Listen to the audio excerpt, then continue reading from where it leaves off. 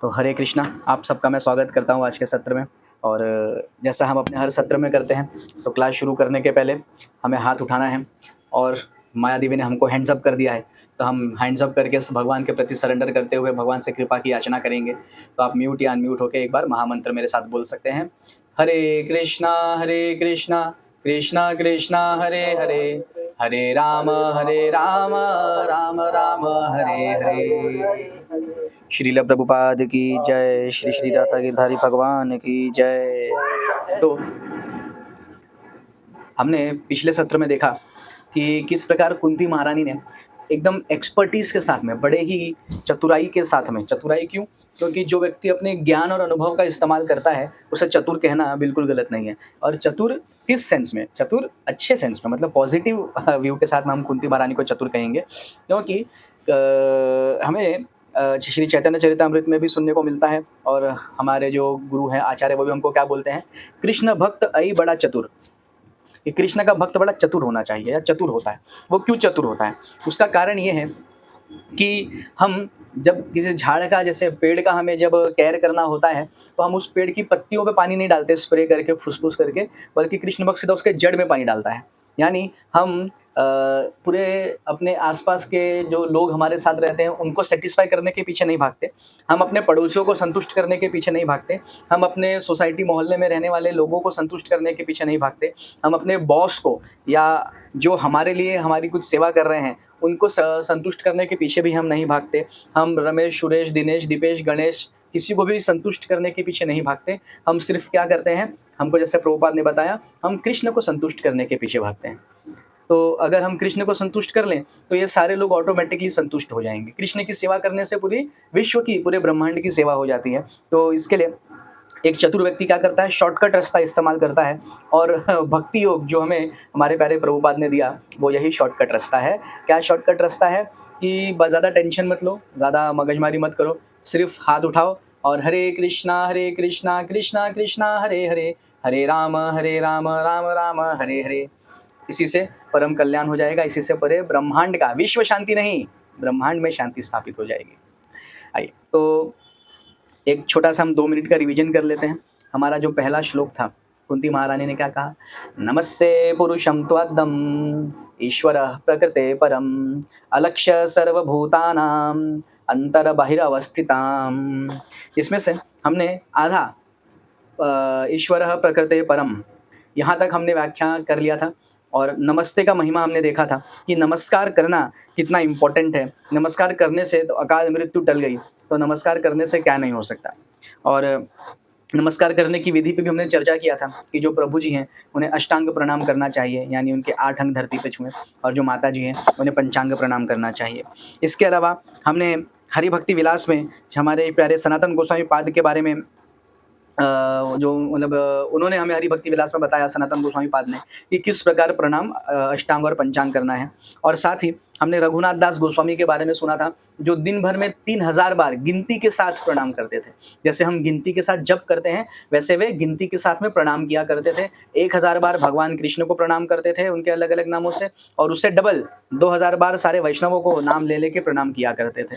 तो प्रणाम करने की अगाध महिमा है। अगर हम प्रभुपाद के कुछ पुराने वीडियोस देखें और कोई ग्रंथ पढ़ें प्रभुपाद के बारे में, या प्रभुपाद के ही ग्रंथ पढ़ें, या प्रभुपाद के शिष्यों ने जो ग्रंथ लिखे कभी उसको भी हम पढ़ें, तो हमें ये बात समझ में आएगा कि प्रभुपाद का एज कितना ज़्यादा हो गया था, है ना। वो 70 पार करने के बाद में उन्होंने इस्कॉन की स्थापना की। तो 70 साल कम से कम तो उनकी उम्र थी जब इस्कॉन बना, 70-72 साल। लेकिन फिर भी वो प्रणाम करने में कभी पीछे नहीं हटे। जहाँ जाते थे हर डीटी को प्रणाम करते थे। मंदिर में जितने डीटीज होंगे, यानी जितने भगवान के विग्रह होंगे, उन सबको वो प्रणाम किया करते थे। और सिर्फ प्रभुपाद ही नहीं, जो उनके शिष्य हैं, जैसे परम पूज्य गोपाल कृष्ण गोस्वामी महाराज, हाँ, परम पूज्य लोकनाथ महाराज, और जितने भी शिष्य हैं, इनको भी अगर हम देखते हैं तो इतनी ज़्यादा उम्र बीत जाने के बाद भी, हाँ, गोपाल कृष्ण गोस्वामी महाराज को तो मैंने अपने आँखों से कई बार लाइव देखा है कि महाराज मतलब झुक नहीं पा रहे हैं उतना। मतलब शारीरिक अवस्था की अगर हम बात करें तो बड़ा ही कष्टप्रद देख के मुझे ऐसा लगता था। वो झुक नहीं पाते थे, घुटने ज़मीन पे नहीं रख पाते थे, लेकिन फिर भी प्रणाम करने के लिए कभी मैंने उन्हें आलस करते हुए नहीं देखा। और मैं इतना इम्प्रेस हो जाता था कि इतने एज में, इतनी उम्र में हमारे जो महाराज हैं, हमारे जो गुरु हैं, वो प्रणाम कर ले रहे हैं और हमें हम अगर दिन में 3 बार मंदिर जाते हैं, तो एक बार प्रणाम करके सोचते हैं, अरे एक बार तो किया ना, अभी क्या बार-बार प्रणाम कर लूँगा? ऐसा हमारे मन में भाव आता है कभी-कभी, ठीक है? और दूसरी तरफ हमारे जो गुरुजन हैं, मतलब जो हमसे बड़े उत्तम अधिकारी भक्त हैं, हम उनको देख रहे हैं कि उन्होंने नमस्कार करने के लिए, प्रणाम करने के लिए, कि वो कभी पीछे नहीं हटे। परम पूज्य राधानाथ स्वामी महाराज, वे तो अभी उनका मैंने यूट्यूब पे वीडियो देखा था पिछली बार, जब वे अमेरिका जा रहे थे, तो वो गोपीनाथ मंदिर जो है, जहाँ पे महाराज बेस्ड हैं, तो वहाँ से जब निकल रहे थे, तो सभी भक्त उन्हें लाइन से प्रणाम कर रहे थे। तो महाराज सबका प्रणाम स्वीकार करके मुस्कुराते हुए, जैसे कि हम हर बार देखते हैं महाराज के चेहरे पे बड़ी गजब की स्माइल होती है, तो वो मुस्कुराते हुए आगे बढ़ रहे थे और जब गाड़ी में बैठने की बारी आई, तो महाराज ने सारे भक्तों को प्रणाम किया। ठीक है? तो प्रणाम करने की इतनी अपार महिमा है, उसको हम समझ नहीं सकते, तो लेकिन फिर भी थोड़ा-सा हमने प्रयास किया। दूसरा हमने देखा कि पुरुषम, पुरुषम कह के नमस्ते पुरुषम त्वद्दम, तो पुरुषम कह के क्यों पुकारा? क्योंकि बाकी सब तो गोपियाँ हैं। अगर हम कृष्ण भक्ति में हैं, यदि हम भगवान को प्रसन्न करने के लिए प्रयासरत हैं, यदि हम भक्ति योग में हैं, यदि हम भक्तिमय सेवा करना चाहते हैं, तो हम गोपी हैं। है ना? मतलब गोपी हैं, मतलब भगवान एकमात्र पुरुष हैं और हम सब भगवान के द्वारा भोग्य वस्तु हैं। हाँ, तो इधर थोड़ा-सा उल्टा हो जाता है ना, हम लोग भोग करना चाहते हैं। जैसे कहीं पे कीर्तन में भी गए, तो भजन और भजन के बाद में भोजन, वो तो ऐसा सिस्टम बना दिया गया है गौड़ीय परंपरा में कि यदि भजन है तो भोजन, यानी प्रसाद अवश्य मिलेगा। तो हमारा ज़्यादातर ध्यान प्रसाद में रहता है, कि मैं अपनी बात बताऊँ मतलब, तो जब मैं जाता हूँ तो मैं मेन चीज़ रहता है कि अंदर कौन है जो किचन का इंचार्ज है, उनसे पूछा जाए कि भाई आज पहले मेन्यू क्या है? क्या हमें भोग करने की बड़ी लालसा है, गाड़ी हो, बंगला हो, कपड़े हों, है ना? वस्तु हो, खाने-पीने की चीज़ें हों, है ना? हम भोग करना चाहते हैं, परंतु हम भूल जाते हैं कि भोग्य हैं हम भोग करने के लिए नहीं बने हैं, हम अपने आप को भोग करवाने के लिए बने हैं और हमें भूल जाते हैं, इसलिए हम भोगते रहते हैं। भोगते रहते हैं मतलब भुगतते रहते हैं। तो परम पुरुष हमारे प्यारे भगवान ही हैं। पुरुष भी क्यों कहा था? क्योंकि जो अपने भक्त के आगे और पीछे खड़ा रह के उनकी रक्षा कर सके, और जैसे हमने साक्षी गोपाल का उदाहरण लिया था, उसके बाद में भगवान के दामोदर लीला का हमने उदाहरण लिया था, क्योंकि भगवान, इसीलिए भगवान को पुरुष कहा जा रहा है, क्योंकि भगवान आगे और पीछे रह के हमारी रक्षा कर सकते हैं। हाँ, आद्यम, आद्यम का मतलब हमने देखा था आदि पुरुष, यानी वह सबसे प्रथम पुरुष हैं और वह ही एकमात्र पुरुष हैं, बाकी सब गोपियाँ हैं। इसमें हमने मीराबाई वाला एक एग्जाम्पल लिया था कि किस प्रकार वे एक संत को मिलने जाती हैं जो किसी महिला से नहीं मिलते थे, है ना? वो वाला उदाहरण लिया था। उसके बाद में ईश्वरः प्रकृते परम, तो ये जो पूरी प्रकृति है, इसके वे परम ईश्वर हमारे भगवान कृष्ण हैं, और उसके भी लिए भी हमने कई उदाहरण लिए कि भगवान की इच्छा पे किस प्रकार प्रकृति अपने नियम बदल लेती है ना? बहुत सारे हमने उदाहरण लिए थे, जैसे रामचंद्र जी ने जब वरुण देव ने उपस्थित हुए, तो खाली एक कटाक्ष करके समुद्र के जल को उबालना शुरू कर दिया। सांदीपनि मुनि के पुत्र को भगवान कैसे वापस लेकर आ गए, है ना? वो सब हमने एग्जाम्पल है। अब हम आगे चलते हैं। तो आगे अपना हमारा सेकंड पार्ट क्या है? अलक्ष्यम सर्वभूतानाम अंतर्बहिरवस्थितम। तो यहाँ पे भी हम शब्द बाय शब्द चलते हैं, ठीक है? थोड़ा सा शब्द आगे पीछे होते रहेंगे, उसमें कोई प्रॉब्लम नहीं है।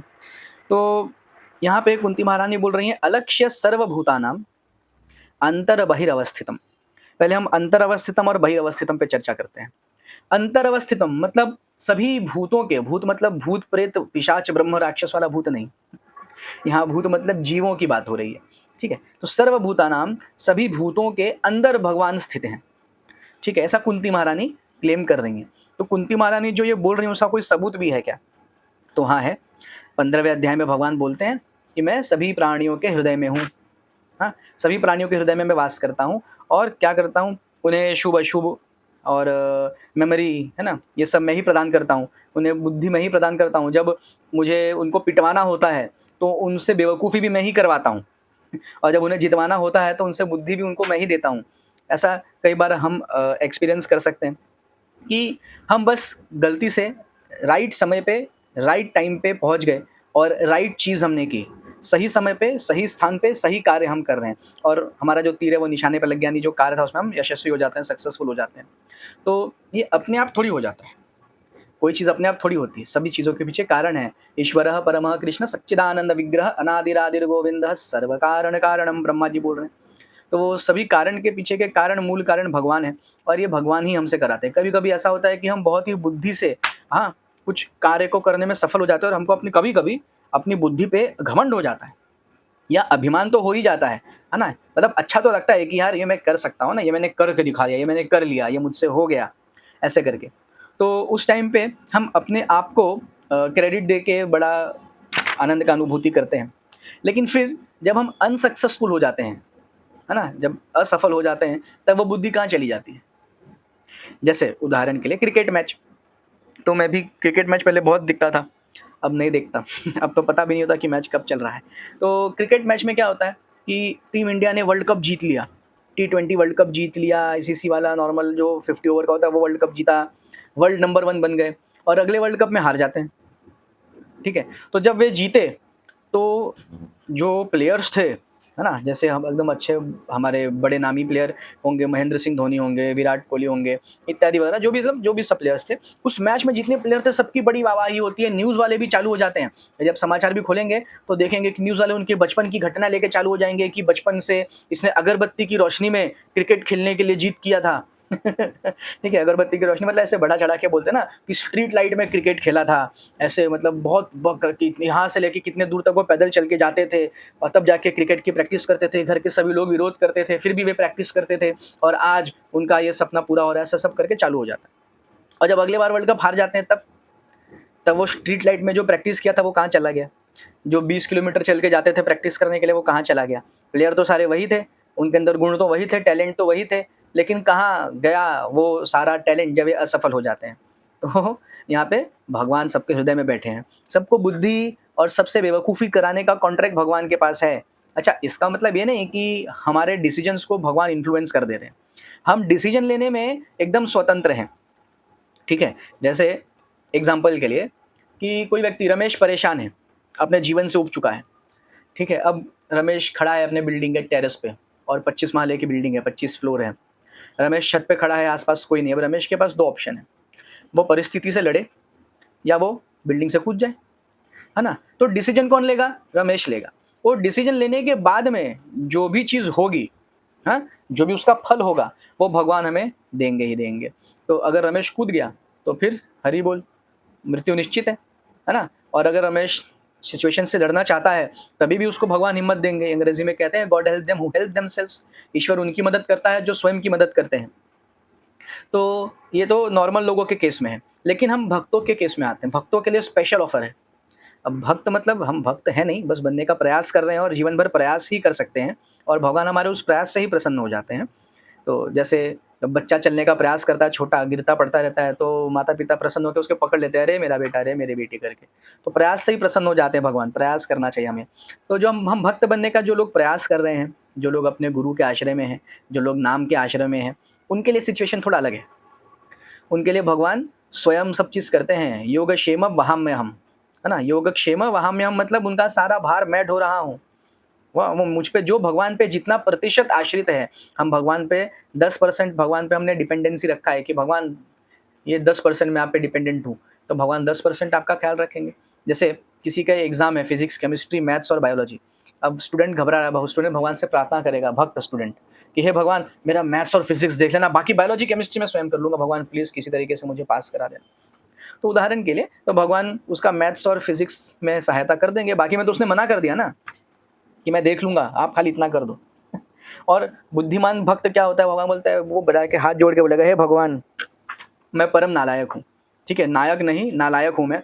तो मेरा तो सब कुछ आप ही को देखना है। तो बस जब हम 100% भगवान पे आश्रित हैं, तो भगवान 100% हमें देख रहे हैं। अब ये जो आश्रय लेने की ये जो तरीका है आश्रय लेने का, ये स्टेप बाय स्टेप जाता है। पहले हम भगवान से मटेरियलिस्टिकली आश्रित होते हैं, यानी भगवान से चीज़ों को माँगते हैं, भगवान से सुख माँगते हैं, नौकरी माँगते हैं, छोकरी माँगते हैं, पैसा माँगते हैं, घर माँगते हैं, गाड़ी माँगते हैं, है ना? या फिर कुछ और माँगते हैं कि ये बीमारी ठीक हो जाए या फिर ये काम हो जाए, वो सब माँगते हैं। और माँगते-माँगते 1-2 भगवान चीज़ें पूरी करते हैं, जिससे हमारा भगवान पे श्रद्धा उत्पन्न होता है। फिर हम भगवान के बारे में श्रवणम, कीर्तनम ये सब चालू करते हैं और हमें फिर हमारे आचार्यों से, गुरुओं से मालूम पड़ता है कि अब तक तो तुम भगवान से क्या कर रहे थे? डील कर रहे थे। एक हमारे प्रभु जी हैं, उपेंद्र प्रभु, तो बड़ा अच्छा बोलते हैं, भगवान से उपेंद्र प्रभु भी और एक संजय प्रभु बोलते हैं, भगवान से डील नहीं कर रहे हैं, भगवान से डील करना है, डील नहीं करना है। डील मतलब भगवान को दिल देना है, लेकिन हम भगवान को डील दे देते हैं। तो हम गुरुओं से फिर समझते हैं कि नहीं ऐसा नहीं करना है, ये तो कैतव धर्म प्रभुपाद ने बोला, धोखेबाजी वाला धर्म है। तो फिर धीरे-धीरे हमारे अंदर सुधार आता है और हम ये माँगने और देने का सिलसिला इस पे थोड़ा-सा फुल स्टॉप लगा के निस्वार्थ भक्ति करने का प्रयास करते हैं, कर नहीं पाते हैं। तो अब भगवान अपने भक्तों की उन भक्तों के लिए स्पेशल केयर करे। तो क्या है, भगवान ईश्वरः परमः कृष्ण है। यहाँ पे ईश्वरः प्रकृते परम है और सर्वभूतानां अंतरवस्थिताम, यानी सारे भूतों के, सारे जीवों के अंदर बैठ के भगवान देख रहे हैं कि हम क्या कर रहे हैं। अच्छा, बहिरवस्थितम, बाहिर का मतलब क्या है कि भगवान हर चीज़ में बाहर भी हैं, हर चीज़ के भीतर भी और हर चीज़ के बाहर भी हैं। तो ये कुछ कन्फ्यूजिंग सा लगता है, इम्पॉसिबल सा समझ आता है कि अंदर भी है और बाहर भी है, ऐसा कैसे पॉसिबल है। तो इम्पॉसिबल को पॉसिबल करने वाले ही तो भगवान है। जो व्यक्ति इम्पॉसिबल को पॉसिबल न कर पाए वो है तेरी रोशनी में वो दम जो अमावस को कर दे पूनम, है ना, ऐसा गीत हमने सुना है। तो अमावस की रात में भी, अमावस के अंधियारे में भी पूनम की चांदनी दिख जाए, ऐसा कौन कर सकता है? केवल भगवान कर सकते हैं। तो इसमें एक छोटी सी कथा आती है कि एक बार नारद मुनि कहीं विचरण कर रहे थे और वो देखते हैं कि एक बड़ा ही एक शुद्र व्यक्ति जो था, वो एक झाड़ के नीचे बैठा था और चमड़े का काम कर रहा था। मतलब चमड़े से वो मरे हुए जानवरों के चमड़े से जूता बनाना वगैरह सबका वो कार्य करता था। तो उसने नारद मुनि को देखा, प्रणाम किया हाथ जोड़ के और बोला, हे नारद मुनि, अब आप तो मतलब सारे लोगों में आप भगवान से डायरेक्ट मिल सकते हैं, बात कर सकते हैं, जरा भगवान से पूछिए ना कि मेरी मुक्ति कब होगी, कब मैं इस भव बंधन से छूटूंगा। नारद मुनि बोले, ओके डील डन, आप चिंता मत करिए, मैं आपको अवश्य बताऊंगा। आगे चले तो आगे एक बड़े तेजस्वी प्रखंड ज्ञानी 108 धर्म धुरंधर बाबा जी, पंडित जी, ब्राह्मण जी महाराज बैठे थे। तो वो भी नारद मुनि को देख के उन्होंने कई स्तुतियाँ गाई और स्तुतियों और प्रार्थनाओं से नारद मुनि का स्वागत किया, उनका सत्कार किया, उचित आसन दिया, भोग वगैरह खिलाया पिलाया। और फिर उन्होंने भी सेम प्रश्न पूछा कि हे नारद मुनि, आप भगवान से पूछिए ना कब मेरा वैकुंठ गमन होगा, कब मुझे भगवान के दर्शन प्राप्त होंगे, कब मैं यहाँ से छूटूंगा। नारद मुनि बोले ठीक है। फिर भगवान के पास नारद मुनि जाते हैं विचरण करते करते, और सारा हालचाल बातचीत करने के बाद में नारद मुनि दोनों भक्तों के प्रश्नों को भगवान के सामने रखते हैं। तो भगवान मुस्कुरा के बोलते हैं कि ऐसा करो, उनको जाके आप कह दो कि भगवान अभी जो सुई होती है ना, सुई धागा का सुई, तो भगवान अभी सुई के छेद में से हाथी निकाल रहे हैं, जब वे हाथी को निकाल लेंगे तब बताएंगे। तो नारद मुनि बोले, हैं ये कौन सी लीला है, ठीक है। तो नारद मुनि गए, नारद मुनि ब्राह्मण के पास पहुंचे। नारद मुनि को देख के फिर ब्राह्मण ने प्रणाम किया और बोले, भाई नारद मुनि, आपने मेरी जो खबर थी वो भगवान तक पहुंचाई? नारद मुनि बोले, हाँ, भगवान थोड़े व्यस्त थे तो इसलिए जवाब नहीं दिए। बोले वो काम फिनिश कर लेंगे, काम खत्म करके फिर आपको जवाब देंगे। तो बोले क्या काम कर रहे थे? बोले नारद मुनि सुई के छेद, भगवान नारद मुनि बोलते हैं कि भगवान सुई के छेद में से हाथी को निकाल रहे हैं। तो न बना वो ब्राह्मण बोलता है, बक ऐसा होता है क्या, कुछ भी बोलते हो नारद मुनि आप, ऐसा कभी हो सकता है? तो नारद मुनि बोले, बस बेटा, अभी तुम्हारे को कई जन्म लगेंगे तुमको मुक्ति पाने के लिए। इतना बोलकर चले गए और उस शूद्र के पास आए। तो शूद्र को नारद मुनि ने ना, उसने भी सेम क्वेश्चन पूछा। तो नारद मुनि बोले, हाँ भगवान अभी बिजी थे, वे सुई के छेद में से हाथी निकाल रहे थे। तो बोले जब हाथी निकल जाएगा तब आपको बताएंगे। तो वो शूद्र की आंखों में आंसू के बोले, वाह वाह वाह, हमारे तो हरि अनंत, हरि कथा अनंता, हरि तो कुछ भी कर सकते हैं, सुई के छेद में से हाथी निकाल ले या फिर एक छोटे सीड में, बीज में से पूरा का पूरा पेड़ निकाल ले, वो तो भगवान है, भगवान कुछ भी कर सकते हैं। तो नारद मुनि बोले, हाँ तुम पहले से ही मुक्त हो चुके हो, ठीक है, ये तो खाली शरीर पड़ा है, अब तुम जाओगे सीधा भगवत धाम। यहाँ पे क्या है, बह अंतर बहिर्वस्थितम, भगवान पे विश्वास, भगवान के क्रियाकलापों पे, सर्वशक्तिमान ईश्वर, ईश्वर के लिए, ईश्वर वह है जिसके लिए कुछ भी करना पॉसिबल या इम्पॉसिबल जैसा उनके डिक्शनरी में वर्ड ही नहीं। हमने पढ़ा था ना, कर्तुम अकर्तुम अन्यथा कर्तुम, यानी भगवान की इच्छा होती है, वो कर्तुम वो किसी कार्य को करें, अकर्तुम किसी कार्य को ना करें, अन्यथा कर्तुम किसी कार्य को किसी दूसरे तरीके से करें, ठीक है, वह उनकी इच्छा है। तो अंतर बहिर्वस्थितम, कण कण में, कण कण में भगवान उपस्थित हैं, हर चीज़ के भीतर, हर चीज़ के बाहर। मेरे हृदय में भगवान हैं और मेरे सामने जितनी चीज़ें हैं, जितनी वस्तुएं हैं, उन सब में भी भगवान है। तो ये हम सुन रहे हैं, ठीक है, हो सकता है हम मानते भी हों, लेकिन इसको हम अनुभव अभी तक नहीं कर पाए। और ये अनुभव जब हम कर लेंगे तो इसका जो आनंद है वो कुछ और होगा, है ना। जैसे वापस आमरस के बारे में आते हैं, तो आमरस के बारे में आपने सुना कि बड़ा स्वादिष्ट होता है, पूरी के साथ खाने में तो गरम गरम पूरी और ठंडा ठंडा आमरस मिल जाए, मज़ा आ जाएगा। तो आपने सुना, फिर आपने मान भी लिया कि हाँ ये स्वादिष्ट होता है, गरम गरम पूरी और ठंडा ठंडा आमरस तो एकदम बहुत मज़ा आता है खाने के लिए, ये हमने सुना और हमने इसको मान भी लिया। लेकिन रस कब मिलेगा, असली रस कब मिलेगा? जब वह गरम गरम पूरी और वो ठंडा ठंडा आमरस हम साक्षात खा पाएंगे ना। तो उसी प्रकार अभी हम सुन रहे हैं, अच्छा सुनने के बाद हमने मान भी लिया होगा, लेकिन आनंद कब आएगा? जब हमें ये करने को मिलेगा, अनुभव होना होगा, तब हमको इसका आनंद आएगा। जैसे प्रहलाद महाराज, जब प्रहलाद महाराज को उनके पिता हिरण्यकश्यप ने पूछा कि क्या तेरा भगवान, क्या तेरा विष्णु इस खंबे में भी है? जब प्रहलाद महाराज खंबे को देखते हैं तो उसमें नरसिंह भगवान बैठ के अपने बाल वगैरह बना रहे हैं, टाई वगैरह पहन रहे, बोल रहे हैं आई एम रेडी, तुम बोल दो मैं हूँ रेडी रेडी, ठीक है रेडी स्टडी गो। तो प्रहलाद महाराज बोले हाँ, इस खंभ में भी मेरे भगवान प्रेजेंट है। तो मतलब प्रहलाद महाराज हर चीज के अंदर और हर चीज के बाहर, हर अवस्था में, हर दशा में, हर दिशा में वे भगवान को देख पा रहे थे, है ना। तो ये चीज पॉसिबल है, इम्पॉसिबल नहीं है।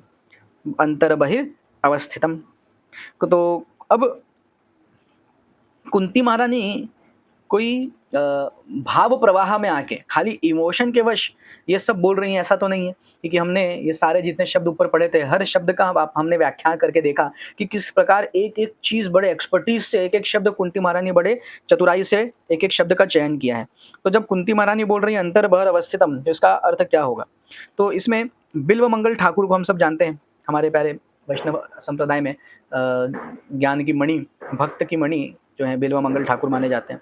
तो बिल्व मंगल ठाकुर ने एक श्लोक का रचना किया। उस श्लोक में था कि अर्थ उसका यह था कि किसका जीवन सफल है, हु इज सक्सेसफुल, हु, है ना। तो बहुत सारे लोगों ने उत्तर दिया ये वो जो, है ना, मतलब बहुत सारे उत्तर थे, लेकिन बिल्व मंगल ठाकुर बोलते हैं कि उसी का जीवन सफल है जो कृष्ण को अपने भीतर, अपने हृदय के भीतर देख सके। अब इसमें समझने वाला बात यह है, देखिए हम अपने मन से भगवान का कोई रूप बना ले वो अलग बात है ना। हमने भगवान की कोई फोटो तस्वीर देखी हो तो हमको पसंद हो, हमने भगवान का कोई विग्रह देखा हो मान लीजिए, हमें वो पसंद हो, और हम भगवान को वैसा इमेजिन करें और वैसा हमको भगवान हृदय में दिखे, वो अलग बात है। लेकिन भगवान असल में, एक्चुअल में, रियलिटी में, सत्यता में भगवान का जो रूप है, उस रूप से भगवान, उस रूप से हमको अपने हृदय के भीतर जब दिखने लग जाएं, तो बिल्व मंगल ठाकुर बोलते तब वह सक्सेसफुल है, उसका जीवन जो है वह सफल है। तो कृष्ण हमारे अंतर तो अवस्थित हैं, हमारे बाहर भी अवस्थित हैं, लेकिन क्या हम उनको देख पा रहे हैं? नहीं देख पा रहे हैं। एक चीज इसमें और है, भगवद गीता 9.4 9वां अध्याय 4थे श्लोक में भगवान क्या बोलते हैं? मया तत्मिदं सर्वम जगद व्यक्त मूर्ति नाम। मतलब ये सारा जगत मुझ में है, परंतु मैं इस जगत में नहीं हूँ। क्या बोल रहे हैं? ये सारा जगत मुझ में है लेकिन मैं इस जगत में नहीं हूँ, मतलब मैं इस जगत के बाहर हूँ। भगवान भी इस पे स्टैंप लगा रहे। जो कुंती महारानी ने यहाँ पे प्रार्थना की अलक्ष्य सर्वभूतानाम अंतर बहिर अवस्थितम, तो अंदर बाहर है, तो भगवान देखो आपके हृदय के अंदर भी है, 15वें अध्याय में बता रहे हैं। और 9वें अध्याय में क्या बता रहे हैं उसके पहले? यह सब जगत मुझ में है परंतु मैं इसमें नहीं, मैं इससे बाहर हूँ, ऊपर खड़ा हूँ। मतलब भगवान एक सीसीटीवी कैमरा है जो सब कुछ देख रहे हैं, सब पता है, ऊपर वाला सब जानता है। अलक्ष्यम शब्द है ना, अलक्ष्यम सर्वभूतानाम। अलक्ष्यम मतलब जो किसी के लक्ष्य यानी किसी के ध्यान में नहीं आ पाता। तो भगवान अंतर बाहर अवस्थितम, अंदर भी हैं, भगवान बाहर भी हैं, फिर भी हमको दिखते नहीं, है ना। अलक्ष्यम सर्वभूतानाम, सभी भूतों के लिए, सभी जीवों के लिए हम अलक्ष्यम है, भगवान अलक्ष्यम है। अर्जुन को भगवान ने दर्शन दिया तो कैसे दिया? पहले अर्जुन को दिव्य चक्षु यानी दिव्य आंखें दी और तब भगवान ने अर्जुन को दर्शन दिया, है ना। उसमें भी अर्जुन को भगवान दिख रहे हैं, लेकिन करोड़ों लोग आसपास खड़े हैं, उसमें से किसी को भी कुछ नहीं समझ में आ रहा है कि क्या हो रहा है ना। वही भगवान जब नॉर्मल भगवान कृष्ण अर्जुन के सामने खड़े हैं, तभी भी अर्जुन उन्हें भगवान कृष्ण के रूप में देख रहा है। वहीं पे दुर्योधन है, कौरव है, बाकी अन्य सेनाएं हैं, वे भगवान को भगवान के रूप में नहीं देख पा रही हैं। तो भगवान के अंदर इतना ज़्यादा चातुर्य है और प्रकृति उनके इतने कंट्रोल में है कि वो जिसको चाहे उसी को दिख सकते हैं, है ना। 100 लोग सामने खड़े, लेकिन वो 100 में से एक को दर्शन देना चाहे उस एक को ही दिखेंगे। तो ये भगवान का टैलेंट है। अलक्ष्यम, उत्तरा के गर्भ की भगवान ने जब रक्षा की तो कुंती महारानी ने ये अलक्ष्यम शब्द इसलिए भी इस्तेमाल किया, जब किसने वो मणि लगाया था, किसके सिर पे, नाम भूल गया मैं वापस से, अश्वत्थामा। तो अश्वत्थामा ने जब चला दिया ब्रह्मास्त्र और उत्तरा के गर्भ की ओर निशाना करके, तो भगवान ने जब उत्तरा के प्रार्थना पे उत्तरा मैया के गर्भ की रक्षा की, तो भगवान कृष्ण सबके सामने भी खड़े थे, है ना। और भगवान कृष्ण उत्तरा के गर्भ में जाके उस गर्भ की शिशु की रक्षा भी कर रहे थे। मतलब सुदर्शन चक्र रक्षा कर रहा था या भगवान का गदा रक्षा कर रहा था। कुछ लोग कहते हैं कि नारायण का गदा वहां पे जाके रक्षा कर रहा था या कुछ भी था। तो वो सुदर्शन चक्र तो भगवान का ही अभिन्न अंग है ना। सुदर्शन चक्र कहाँ से आया या गदा कहाँ से आया, राइट। प्रभुपाद क्या बोलते हैं कि नहीं, परीक्षित महाराज का रक्षा साक्षात भगवान ने किया था, नारायण ने। तो भगवान अंदर जाके उत्तरा के गर्भ में जाके भगवान रक्षा कर रहे हैं और वही भगवान सबके सामने बाहर भी खड़े हैं। तो इसलिए भी कुंती महारानी बड़े चतुराई से बताया, अंतर बाहर अवस्थितम फिर भी अलक्ष्यम, अंदर भी प्रेजेंट है बाहर भी प्रेजेंट है, फिर भी किसी को मालूम नहीं पड़ रहा है। ठीक है। और भक्ति विनोद ठाकुर, जो अब बिल्वा मंगल ठाकुर ने ऊपर कहा, भक्ति विनोद ठाकुर ने भी यही कहा कि उसी का जीवन जो है वह सफल है जो कृष्ण को उन्हीं के साक्षात रूप में अपने हृदय के अंदर देख सकता है और उसी रूप को बाहर भी देख सकता है। इमेजिनेशन की बात नहीं कर रहे हैं, इमेजिनेशन की बात नहीं, क्या कर रहे हैं, कृष्ण के साक्षात रूप को अपने हृदय के अंदर भी देख सकता है और उसी रूप को अपने आंखों से आंखों खोलकर बाहर भी देख सकता है, अंतर बाहर अवस्थित। ठीक है। तो भगवान अलक्ष्य है। और सर्वभूता नाम, तो यहाँ पे कुंती महारानी ने फिर से हम बोले कि सिर्फ कुंती महारानी ये नहीं बोल रही कि सिर्फ मेरे लिए, पांडवा नाम, खाली भगवान आप हमारे लिए ही अंतर्बहर अवस्थितम हो, हमारे लिए ही प्रकृति परम हो, सर्वभूता नाम, सभी जीवों के लिए आप अलक्ष्य हो, है ना, सभी जीवों के लिए आप अंतर्बहर अवस्थितम हो। तो अब जब भगवान सभी जीवों के अंदर हैं, भगवान सभी जीवों के बाहर है, भगवान यहाँ है, लेफ्ट में है, राइट में है, टॉप में है, बॉटम में है, दसों दिशाओं में है, हर चीज में है, तो हमको दिख क्यों नहीं रहे, क्यों नहीं दिख रहे? दिव्य चक्षु, चलो हम भगवान का वह विश्व रूप नहीं देखना चाहते, हम खाली भगवान का नॉर्मल 2 हाथों वाला सुंदर रूप देखना चाहते हैं। तो दिव्य चक्षु भगवान ने दिया विश्व रूप देखने के लिए, लेकिन जैसे नॉर्मल भगवान अर्जुन के सामने थे, बाकी सबके सामने थे, उसी रूप में हमको क्यों नहीं दिख जाते? वाई कांट वी सी भगवान? तो अब इसमें एक ट्विस्ट बस ये है कि हम चलेंगे श्लोक नंबर 2 पे और उस ट्विस्ट को समझते हैं। तो यहाँ पे श्लोक क्या है? माया जवनिकाच्चन्नम आज्ञाधोक्षजम अव्ययम ना लक्ष्य से मूढ़ दशा नाटो नाट्यधरो यथा। क्या बोल रहे हैं कुंती महारानी श्लोक में?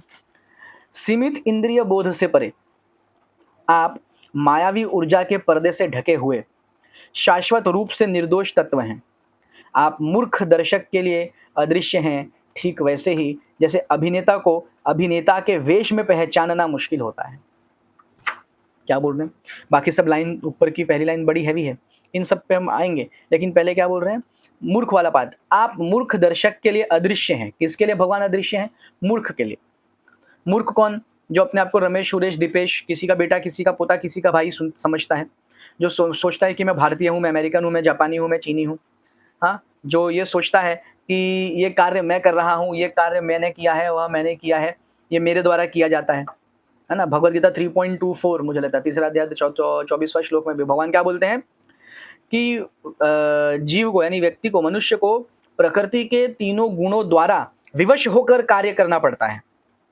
फिर भी मूर्ख व्यक्ति खुद को कर्ता मान बैठता है।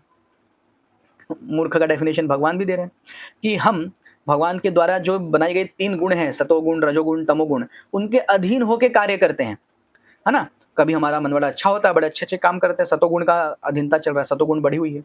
कभी तमोगुण बढ़ जाए तब हम इग्नोर, अरे हटाओ यार, कुछ नहीं होता ये सब करने से, उस वाले मोड में चले आते हैं।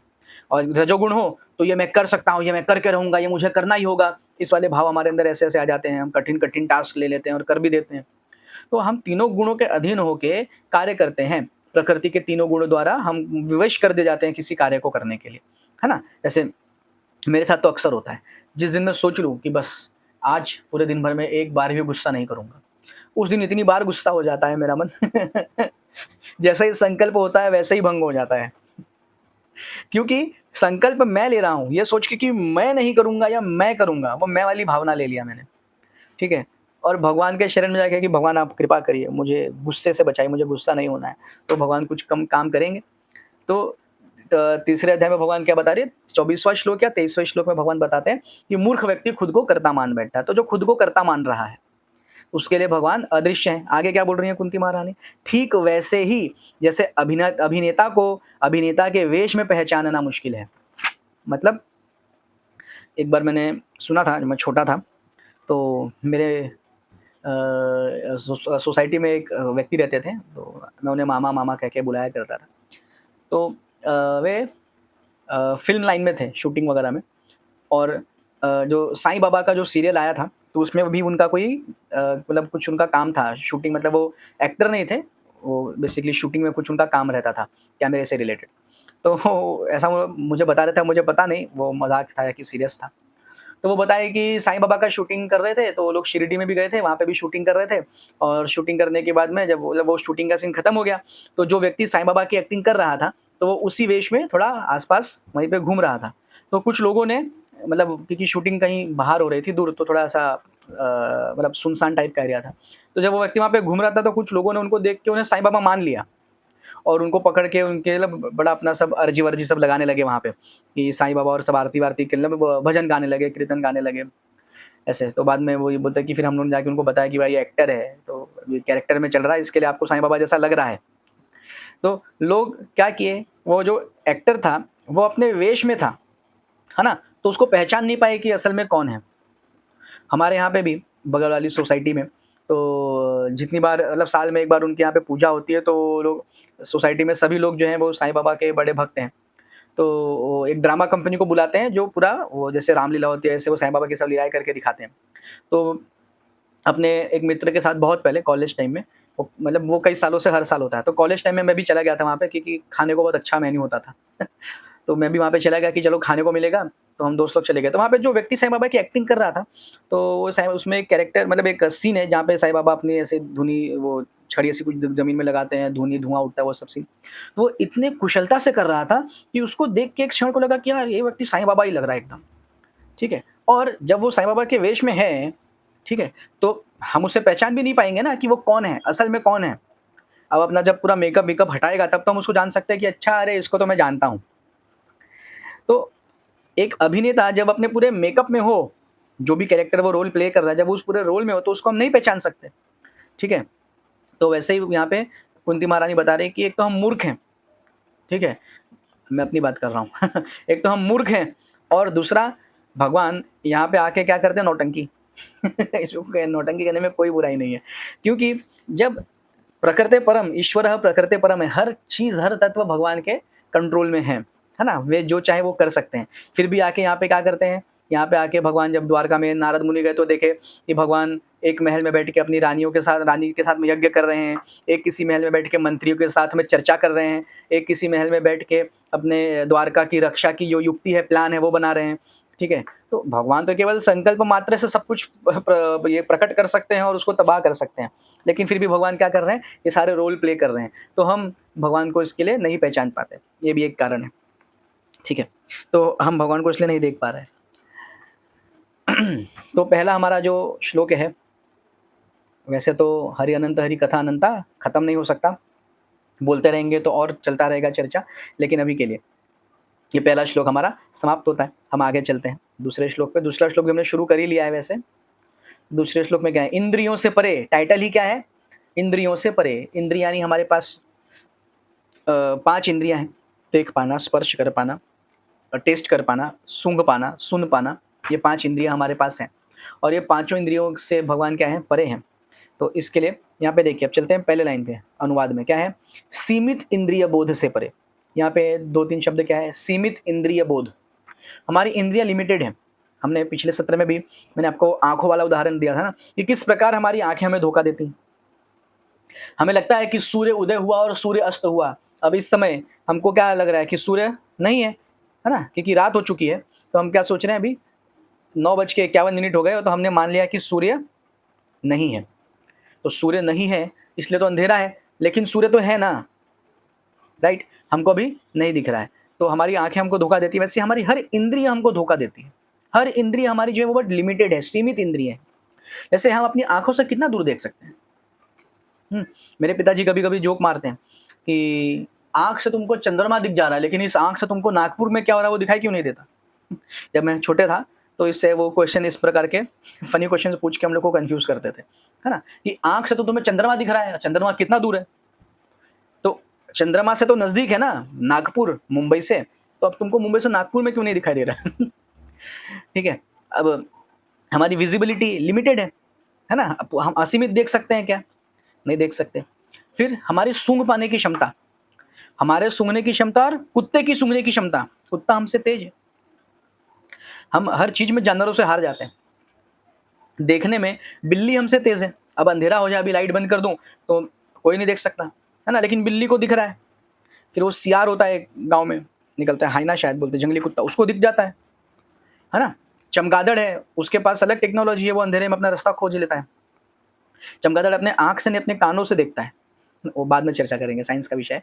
तो जानवर इसमें भी तेज। उसके बाद में सूंघने में कुत्ता हमसे तेज, है ना? एक बार सूंघ ले और वो ट्रेनिंग दे दे उसको, तो उसको वो सूंघ-सूंघ के पहुँच जाता है कहाँ पे है, ऐसा। हम उसके बाद में सुनाई देने में, तो सुनने में उल्लू हमसे तेज है। पता है? उल्लू, तो भारत में पाया जाने वाला जो उल्लू है, उसकी एक विशेषता है, लद्दाख रीजन में भी और कुछ कोल्ड कंट्रीज़ जहाँ पे बर्फ़ गिरती है, वहाँ पे भी कई प्रकार के अलग-अलग उल्लू पाए जाते हैं। तो ये उल्लू के अंदर क्या टैलेंट है, बर्फ़ के नीचे, बर्फ़ से मान लीजिए तकरीबन 20-30 सेंटीमीटर, मतलब बर्फ़ ऊपर 20-30 सेंटीमीटर की मोटी बर्फ़ की चादर है, उसके नीचे भी अगर कोई जीव है, जैसे वो बर्फीला चूहा वगैरह है, फिर कोई भी है, और उल्लू पेड़ पे बैठा है ना, तभी भी वो सुन सकता है कि बर्फ़ के नीचे कुछ हलचल हो रही है। और वो बराबर डाइव मारता है, चोंच सीधा बर्फ़ में डालता है, जब मुँह बाहर निकालेगा तो उसके मुँह में वो जीव होगा जिसको उसने पकड़ने का इच्छा किया होगा। मतलब इतना परफ़ेक्ट, सुनने में भी हमसे तेज़ है, ठीक है? तो सूँघने में, सुनने में, हर चीज़ में जो जानवर हैं वो हमसे तेज़ चल रहे हैं। हमारी इंद्रियाँ सीमित हैं, हम इन जानवरों के परे नहीं जा पाते।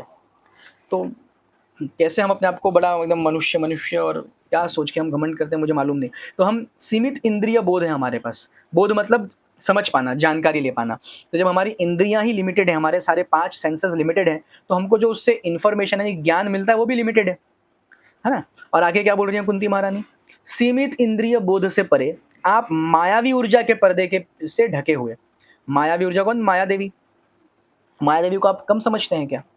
माया देवी भगवान की शक्ति है, और भगवान की शक्ति को कोई कैसे हरा सकता है? तो माया देवी के उस ऊर्जा के पर्दे के पीछे भगवान है। माया देवी ने भगवान को कवर कर लिया भगवान की इच्छा से, ठीक है? और क्या बोल रहे हैं आगे? शाश्वत रूप से निर्दोष तत्व। शाश्वत यानी जो सदा से था, सदा तक रहेगा। और निर्दोष तत्व, निर्दोष मतलब भगवान को कोई कार्य करने की आवश्यकता नहीं होती, है ना? तो भगवान कोई कार्य करते भी नहीं, और अगर कार्य करते हैं तो उस कार्य के फल से, है ना? कर्मण्येवाधिकारस्ते वाला जो श्लोक है, उस कार्य के फल से भगवान आसक्त नहीं होते। भगवान क्या बोल रहे थे उस तीसरे अध्याय में कि कर्म करो, फल की चिंता मत करो, मतलब फल से आसक्त मत रहो। जब तुम केवल कर्म करने के लिए कर्म करोगे, फल के बारे में सोच के कर्म नहीं करोगे, तो तुम्हें उससे उत्पन्न जो भी पाप पुण्य है उसका कोई दोष नहीं लगेगा। तो भगवान जो बोलते हैं, पहले भगवान स्वयं करते हैं तभी तो बोलते हैं, है ना? भगवान मेरी तरह नहीं है, भगवान हम सबकी तरह नहीं है कि भगवान बोलते कुछ और करते कुछ और है। भगवान जो करते हैं वही बोलते हैं, जो बोलते हैं वही करते हैं। तो भगवान ने क्या बोला है तीसरे अध्याय में? कर्मण्येवाधिकारस्ते मा फलेषु कदाचन, कर्म करो लेकिन फल से अनासक्त हो जाओ, फल के बारे में चिंता मत करो। फल की लालच से कर्म करोगे तो उस कर्म का जो अच्छा कर्म होगा तो पाप होगा, अरे पुण्य होगा, सॉरी और जो बुरा कर्म होगा तो उसका पाप होगा। और पाप करो या पुण्य करो, भुगतने के लिए बंधन उत्पन्न होगा, फिर जन्म लेना पड़ेगा, फिर स्कूल जाना पड़ेगा, फिर पिटाई होगी, फिर बड़े होंगे, फिर शादी ब्याह करना पड़ेगा, फिर नौकरी धंधा करना पड़ेगा, सब टेंशन है भाई।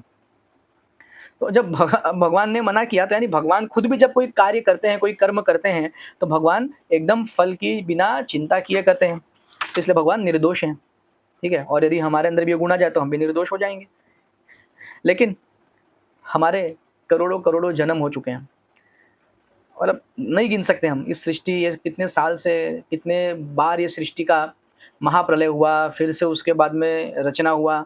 हम अलग-अलग रूप में, अलग-अलग जन्म में, अलग-अलग माता-पिता, अलग-अलग भाई-बंधु, ठीक है? अलग-अलग स्थान पे, हाँ, राम जी के भी समय हम थे, कृष्ण के समय भी हम थे, नरसिम्हा के समय भी हम थे। हर भगवान के अवतार के हर समय हम सृष्टि में किसी न किसी रूप में वहाँ पे आस-पास में थे। लेकिन हम फिर भी क्या किए, भगवान को समझ नहीं पाए, इसलिए अभी कलयुग में बैठे हुए हैं। 550 साल कलयुग के भी बीत गए हैं। 4,32,000 में से 500 साल ही बीते हैं अभी, है ना? 500 साल नहीं, 5,000 साल बीते। चलिए, तो 5,000 साल कलयुग के भी बीत गए, तो 4,27,000 साल अभी और बचे हैं। और प्रभुपाद ने कहा था कि स्टार्टिंग का जो 10,000 वर्ष है, ये गोल्डन पीरियड है। इसमें जो भक्ति कर लेगा, थोड़ा-सा भी भक्ति कर लेगा, थोड़ा-सा भी नाम जप कर लेगा, वो भगवत धाम का अधिकारी बन जाएगा। और उसके बाद जो बच गए उनकी बहुत पिटाई होने वाली है, बहुत मारे जाएँगे, ठीक है? उसकी झलक हम अभी ही देख पा रहे हैं। मतलब दुखों की अगर हम बात करने की शुरुआत कर दें, तो मुझे लगता नहीं कि कहीं पार पड़ पाएगा। सृष्टि में इतना दुःख है। अभी जो मैंने कल ही न्यूज़ देखा, जिसमें इधर नोएडा के बगल में एक शहर है गाज़ियाबाद। तो 9 महले से 9th फ्लोर से 3 बहनें 12, 14 और 16 साल की वे कूद गई और सुसाइड कर लिया। ठीक है, तब कितना भयानक बात है। और किस लिए कूद गई? पिता ने फ़ोन ले लिया था। पहले तो लगा किसी गेम के चक्कर में, लेकिन वे कोरियन म्यूज़िक से बड़ी एडिक्टेड थी। पापा ने फ़ोन ले लिया, पापा की स्थिति खराब थी, पापा ने फ़ोन लेके बेच दिया और उनको लगा कि अब तो हमारा कोई है नहीं, वे कूद गई। ठीक है, मतलब अगर हम चर्चा करने बैठेंगे तो उसका कोई पार नहीं है। तो सृष्टि में तो दुःख भरा हुआ ही है, पता नहीं कौन-सा दुःख किस रूप में हमारा वेट कर रहा है आगे। ठीक है, क्योंकि दुःख प्राप्त होने के लिए भी स्पेशल कंडीशन बनना पड़ता है ना, स्पेशल सिचुएशन होना चाहिए, तब वो दुःख भगवान देते हैं। हाँ, जैसे मैंने कहीं सुना था कि धृतराष्ट्र भगवान को पूछते हैं कि मैंने ऐसा क्या अपराध किया था कि मेरे 100 पुत्रों की मृत्यु का मुझे अनुभव लेना पड़ा, मुझे इस दुःख से गुजरना पड़ा। तो भगवान क्या बोलते हैं, 50 जन्म पहले तुमने एक पंछी के घोंसले के 100 अंडे फोड़ दिए थे मजे के लिए। ठीक है, तो उसके फलस्वरूप तुम्हें 100 पुत्र तुम प्रदान किए गए और वो प्रकृति द्वारा छीन लिए गए, तुम्हें इस दुःख का सामना करना पड़ा। तो धृतराष्ट्र ने बोला कि बीच में का वो 50 जन्म पहले ना, तो बीच में का जो 49 जन्म था, 49 जन्म जो बीच के थे, ठीक है, वो मैं क्या कर रहा था उसमें मैं? उस बीच में आपने मुझे क्यों नहीं दिया? इस जन्म में ही क्यों दिया ये पनिशमेंट? तो भगवान क्या कहते हैं कि देखो कि पहले तो मुझे तुम्हें 100 पुत्र देने थे, है ना? अब एक पुत्र प्राप्त करने के लिए, पुत्र मतलब पुत्र या पुत्री कुछ भी आप ले सकते हैं। एक पुत्र प्राप्त करने के लिए कई प्रकार के पुण्य करने पड़ते हैं, तब जाके एक पुत्र मिलता है। तुम्हें तो 100 पुत्र देने थे। ठीक है, तो मैंने पहले तुम्हें बीच में के जो 49 जन्म थे, वे बड़े अच्छे, कुलीन, सुशिक्षित, धनवान परिवारों में तुम्हें जन्म दिया, ताकि तुम बड़े अच्छे पुण्य कर्म कर सको। ठीक है, और इतना पुण्य एकत्रित कर लो कि पहले तुम्हारे 100 पुत्र हों, और उन 100 पुत्रों को पालना भी तो पड़ेगा ना, क्योंकि जवानी में मारना था। तो 100 पुत्र खिलाने के लिए तुम्हारे पास धन भी होना चाहिए, तो तुमको राजा भी बनना था। तो इतना सारा तुमसे पुण्य कराया कि पहले तुम्हें 100 पुत्र हों, तुम राजा बनो, है ना? बड़ा तुमको सब सुख सुविधा मिले, और उसके बाद में जय सिया राम, सब कुछ छीन लिया। तो अगर इस जन्म में सब कुछ अच्छा चल रहा है, तो समझने की बात है कि कुछ गड़बड़ है। ठीक है, ये बीच वाला हो सकता है हम भी किसी 49 जन्म वाले चक्कर में फंसे हों, हमको नहीं पता, है ना? क्योंकि भगवान कई जगह आचार्य गण बताते हैं, गुरुजन बताते हैं, भगवान बताते हैं कि मैं जब कृपा करता हूँ तो पहले धन छीनता हूँ, पहले दुःख देता हूँ। ठीक है, क्यों दुःख देते? ताकि हमारा मोह भंग हो जाए, है ना? हम इतने करोड़ों जन्मों से अलग-अलग चीज़ से मोहित होके भोगने की इच्छा से हम फँसे हुए हैं, है ना? और जानवरों से बदतर अब हमारी दशा कलयुग में होती जा रही है। तो भगवान हमारा मोह भंग करने के लिए हमको दुःख देते हैं कभी-कभी, ताकि हमारा मोह तो भंग हो जाए। ठीक है, मोह भंग हो जाएगा तो क्या सबसे ज़्यादा मोह किससे होता है? पैसा से ही होता है ना। तो इसलिए पहले भगवान धन छीन लेते हैं। फिर धन छीनने के बाद में जिससे हमारी आशाएँ, आकांक्षाएँ, अपेक्षाएँ होती हैं, उनको भी साइड में, है ना? वो भी हमारे रेंज से बाहर निकाल दिए जाते हैं। ऐसा कुछ होता है कि हमको लगता है, अरे! इसने तो मतलब मुझे ऐसा कह दिया, इसने ऐसा कर दिया, जब मेरे पास अच्छा मेरा टाइम था, तब ये लोग मेरे आगे-पीछे घूमते थे, मेरे तलवे चाटते थे, और अब ऐसे, तो ये सब होता है। तो धीरे-धीरे, धीरे-धीरे इसमें 2 ऑप्शन होता है। यदि हम अपने गुरु के आश्रय में हैं, भगवान नाम का जप करते हैं, भगवान के आश्रय में रहना पसंद करते हैं, तो बुरा समय आने पे क्या होगा, हमारा भगवान पे जो है विश्वास बढ़ता जाएगा, भगवान के प्रति आसक्ति बढ़ती जाएगी। हर दुःख के साथ हमको लगता जाएगा कि हाँ, भगवान ही मेरे एकमात्र सहायक हैं, Krishna is only my guardian. सिर्फ़ और सिर्फ़ कृष्ण ही मेरे सहायक हैं, बाकी और कोई नहीं है, बाकी सब टाइम पास है। और जो नहीं है, इस वाले आध्यात्मिक राह में नहीं है, वो भगवान से उसको घृणा होती जाएगी, है ना? उसको अपने दुःख का कारण लगेगा कि रमेश ने ऐसा किया इसलिए ऐसा हो रहा है, सुरेश ने ऐसा बोल दिया इसलिए मुझे दुःख की प्राप्ति हो रही है, वो सब लगने लग जाता है। तो ये सब बातें आगे चलेंगे। तो सीमित इंद्रिय बोध प्लस भगवान को माया ने कवर कर रखा है, भगवान ने अपनी इच्छा से माया देवी से कहा है कि भाई मुझे ढक के रखो। और तीसरा बात क्या, हम मूर्ख हैं, मैं मूर्ख हूँ, क्योंकि मैं अपने आप को अभी तक ये शरीर मान रहा हूँ, अभी तक ये कर्ता मान रहा हूँ, इस कारण हम भगवान को नहीं देख पा रहे हैं, है ना? तो इसमें भी कुछ शब्द हैं, कुछ इंपॉर्टेंट शब्द इस श्लोक में भी हमको देखने को मिलेंगे। जैसे आपको मिलेगा दूसरे लाइन में, पहला वाला श्लोक है, क्या है? आज्ञाधोक्षजम, ना, आज्ञाधोक्षज ये शब्द है। तो अधोक्षज एक शब्द है, अधोक्षज या आज्ञाधोक्षज।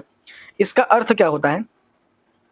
जिसका वर्णन न किया जा सके, जिसको डिस्क्राइब न किया जा सके। प्रभुपाद अपने श्रीमद् भागवतम के लेक्चर में इस शब्द का अर्थ बताते हैं कि आज्ञाधोक्षज का मतलब क्या है? जिसको कोई डिस्क्राइब नहीं कर सकता, तो हम भगवान को डिस्क्राइब कर सकते हैं क्या? हाँ, नहीं कर सकते। कैसे नहीं कर सकते? वही आमरस वाला चीज़ है। और भगवान इतने अनंत हैं, आप उनको कैसे डिस्क्राइब करेंगे? हम उनका वर्णन कैसे कर पाएँगे? अच्छा, वो भी सब बात साइड में। सबसे पहली बात ये है कि हम में से कितने लोगों ने भगवान को देखा है? जब देखा ही नहीं, तो हम भगवान का वर्णन कैसे करेंगे? आम मैंने खाया ही नहीं, तो मैं आम रस के बारे में कैसे बता सकता हूँ? ठीक है? तो इसलिए भगवान को अधक्षोजम, ठीक है, कहा गया है। उसके अलावा संस्कृत में अक्ष इस शब्द का मतलब होता है डाइस। डाइस वो जुए में ऐसे जो फेंकते हैं ना, अपन लूडो में खेलते हैं, 4 नंबर 6 नंबर आता है डाइस।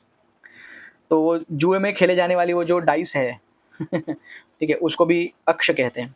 और ज का मतलब होता है अपीयर होना, यानी प्रकट हो जाना। ठीक है? और अध का मतलब होता है वह, संस्कृत में। कई सारे, एक शब्द के कई मीनिंग होते हैं।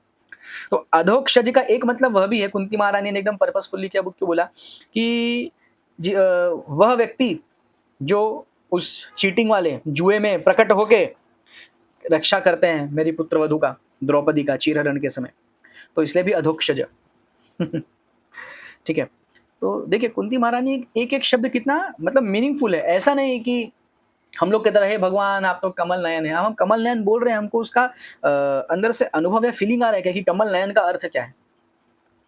नहीं ना। लेकिन कुंती महारानी जो बोल रही हैं, वो एकदम अर्थ लेके और अपने अनुभव और ज्ञान से बोल रही हैं। किससे? अनुभव और ज्ञान से। आगे जो उसके बगल में एक दूसरा शब्द क्या है? अव्ययम, अव्यय। तो अव्यय का एक मतलब होता है जिसमें बदलाव नहीं हो सकता, जो बदलता नहीं। हिंदी व्याकरण पढ़ेंगे, मराठी व्याकरण पढ़ेंगे, तो उसमें अव्यय ये शब्द आता है। अव्यय मतलब जो बदलता नहीं, किसी भी काल में बदलता नहीं, किसी वाक्य में बदलता नहीं, उस शब्द को अव्यय कहते हैं। तो यहाँ पे भगवान भी क्या है? अव्ययम, यानी जो बदलते नहीं, जिनके अंदर कोई बदलाव नहीं होता। ठीक है? इसका और एक अर्थ है कि जिनसे मतलब सेपरेट नहीं किए जा सकते, जो अलग नहीं किए जा सकते। किससे अलग नहीं किया जा सकते? अपने भक्तों से अलग नहीं किए जा सकते। श्री रामचंद्र जी को हनुमान जी से अलग कर सकते हैं क्या? नहीं कर सकते ना। तो इसलिए भगवान को अव्ययम भी कहा गया है।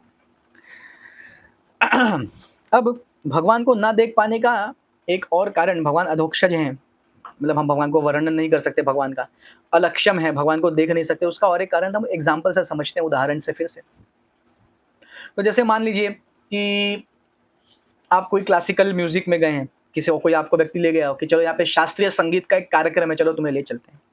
तो शास्त्रीय संगीत में जब आप बैठे, तो शास्त्रीय संगीत में जो गायक होते हैं वो कैसे शुरुआत करते हैं? पहले वो है ना वो सब ये सब करते रहते हैं ठीक है, क्षमा चाहता हूँ, मुझे नहीं आती। तो वो सब क्या, पहले अलग-अलग सुर में, अलग-अलग तान में, अलग-अलग ताल में, अलग-अलग राग में पहले खाली आवाज़ें निकालते हैं। ठीक है? और हम जैसे लोग जिनको शास्त्रीय संगीत का कोई ज्ञान नहीं है, हम बैठ के सोचते थे क्यों रो रहा है यार? क्या बोर कर रहा है? इसको तुम संगीत कहते हो? नींद आ रही है मुझे। है ना? ये हमारा हाल है। और जिस व्यक्ति को शास्त्रीय संगीत के बारे में संपूर्ण जानकारी हो या थोड़ी भी जानकारी हो, वो समझ सकता है कि इस राग का मतलब क्या है, ये जो ताल सुर चल रही है इसका मतलब क्या है, उसको उसमें आनंद आ रहा है। ठीक है? हमको नहीं आ रहा है। राइट? तो 2 जन बैठे हैं, एक जिसे सुर ताल के बारे में जानकारी है और एक हम जिसे सुर ताल के बारे में कोई जानकारी नहीं है, राग वगैरह के बारे में कोई जानकारी नहीं। तो जिसे उस राग सुर ताल के बारे में जानकारी है, उसको आनंद आ रहा है, उसमें वो म्यूजिक को देख पा रहा है, लेकिन हम नहीं देख पा रहे क्योंकि हमें जानकारी ही नहीं है। तो हमको भगवान के विषय में कुछ खास पता ही नहीं है, तो हम भगवान को कैसे देख पाएंगे? है ना? ये समझने वाला बात है। तो अब मान लीजिए कि सारी जो ऑडियंस है उस शास्त्रीय संगीत के कार्यक्रम में, वो बस ऐसी आ गई है कि चलो देखते हैं कि क्या है। मैक्सिमम लोग ऐसे हैं जिनको शास्त्रीय संगीत का कोई नॉलेज नहीं है। तो जब वह गायक गा रहा है, तो लोग बैठ के यॉर्निंग कर रहे हैं, जमाई ले रहे हैं, यहाँ वहाँ देख रहे हैं। तो जो वक्ता होता है या गायक होता है, उसको अपनी ऑडियंस को देख के भी समझ में आ जाता है कि ये लोग इंटरेस्ट ले रहे हैं या नहीं ले रहे हैं।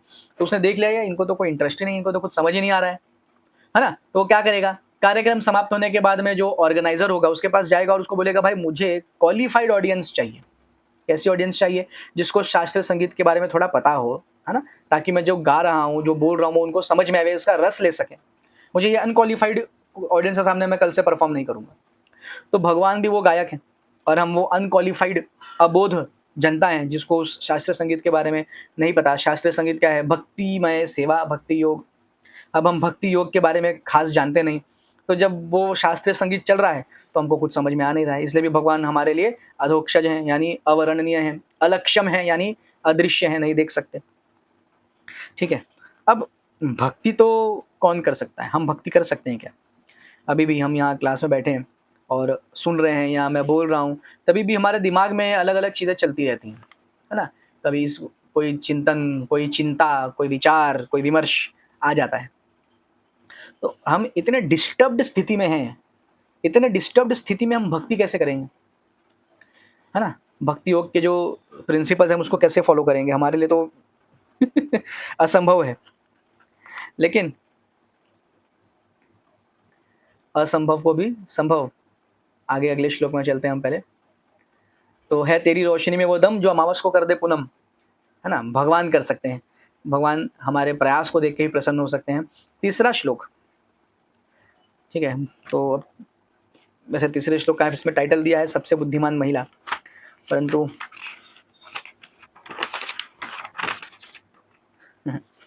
बुक में है, जो बुक है यहाँ पे, परम बुद्धिमती महिला।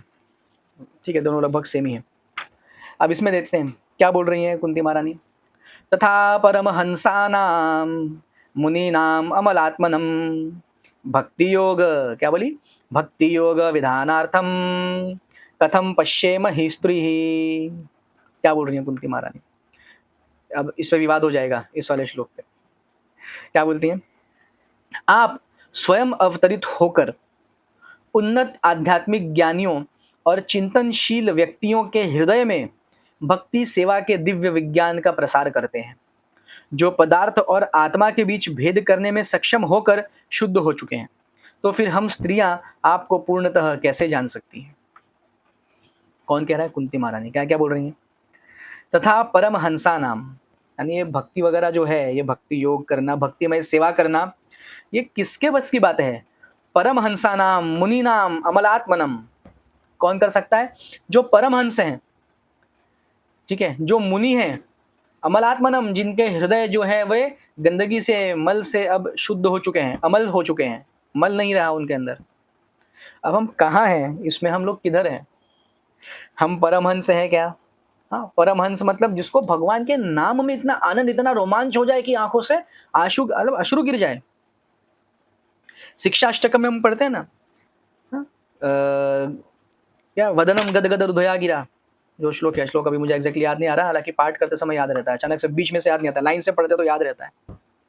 ठीक है, नयनम अश्रु धारया, मतलब भगवान का नाम स्मरण करते ही आंखों से अश्रु गिरने लगे, तो दूर दूर तक नहीं है, तो हम परमहंस तो है नहीं। अच्छा, मुनि, मुनि मतलब जो दूसरे अध्याय में हमने भगवत गीता के लिया था कि जो विश्लेषण करके, है ना, सांख्य योग था, सांख्य योग, तो जो तत्व, पदार्थ, आत्मा, परमात्मा, इन सब का विश्लेषण कर सके, इनमें भेद क्या है और इनमें समानता क्या है उसको जान सके, और ये सब एनालाइज करने के बाद में वो परम पिता भगवान कृष्ण को उनके असली स्वरूप में जान पाए कि कंट्रोलर वही है। ठीक है, तो कहाँ है हम मुनि है क्या? नहीं। फिर अमलात्मनम, अमलात्मनम मतलब हमारा हृदय में अब कोई मल नहीं बचा, कोई गंदगी नहीं बची हमारे मन में, है ना? हमको ये देख के बिल्कुल भी ईर्ष्या नहीं होती कि रमेश की कमीज मेरे कमीज से सफेद कैसे। ठीक है, हमको किसी के लिए क्रोध नहीं आता, हम समदृष्टा हो गए हैं, शत्रु और मित्र को एक ही जैसा सम्मान दे रहे हैं, हम सोने को और मिट्टी को एक ही जैसा समझते हैं। तो ये सब किधर है अपने अंदर? है क्या? अगर किसी के अंदर है तो प्रणाम है, ठीक है, मेरे अंदर तो नहीं है, दूर दूर तक नहीं है। अमलात्मनम, अमल मतलब मल से हम मुक्त हो गए।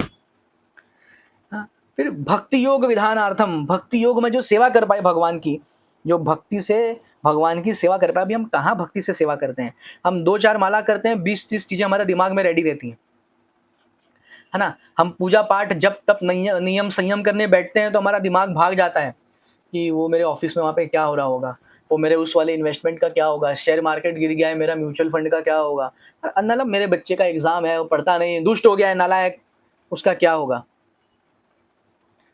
ठीक है, अभी मैं बोल रहा था, मेरी बेटी मेरे सामने बैठी है तो उसको लग रहा है मैं उसी को बोल रहा हूँ, तो घूर रही है। नहीं, तुम्हें नहीं कह रहा हूँ।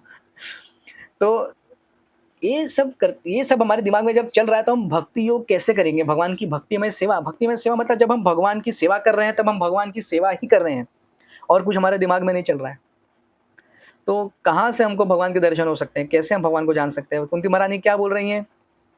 तो आप स्वयं अवतरित होकर जब इसमें से चाहे आप परमहंस कैटेगरी में पहुँच जाएँ, चाहे हम मुनि हो जाएँ, चाहे हम अमल हो जाएँ, चाहे हम भक्ति योग की विधियों को पालन करने लगें, नवविधा भक्ति करने लगें, जब इसमें हम किसी चीज़ में उन्नत हो जाएँगे, एक्सपर्ट बनने लग जाएँगे, तब भगवान स्वयं अवतरित होके, स्वयं आके हमारा हाथ पकड़ के ले चलेंगे। देखो यहाँ से राइट मारोगे तो भगवत धाम आएगा, लेफ्ट मत मारना, नरक जाएगा। लेकिन उसके पहले तो कहाँ से मालूम पड़ेगा? अच्छा, उसमें आगे मैंने बोला था विवाद होने वाला है, तो वो क्यों होने वाला है? तो वैसे 10:15 हो चुके हैं, तो हम लोग विवाद वाला पार्ट अगले क्लास में ले लेंगे। ठीक है? तो आज नहीं ले पाएँगे। चलिए, तो आप सब इतनी देर तक आपने मुझे सुना और मुझे बोलने का अवसर दिया। उसके लिए मैं एकदम हाथ जोड़ के आप सबसे धन्यवाद कहता हूँ। और जैसा हम अपने हर सत्र की समाप्ति में भी करते हैं, तो क्या माया देवी ने बंदूक दिखा दिया है दुखों का, कष्टों का। दुःख और कष्ट मिलके दुष्ट बन गया, वैसे दुष्ट ही है। तो हैंड्स अप कर दिया है, तब हम लोग क्या करेंगे? हाथ उठाएँगे और सरेंडर करते हुए एक बार अनम्यूट होके या म्यूट रह के ही महामंत्र का उच्चारण करेंगे। हरे कृष्णा कृष्णा कृष्णा हरे हरे, हरे राम राम राम हरे हरे। श्रील प्रभुपाद की जय। श्री श्री राधा गिरधारी भगवान की जय।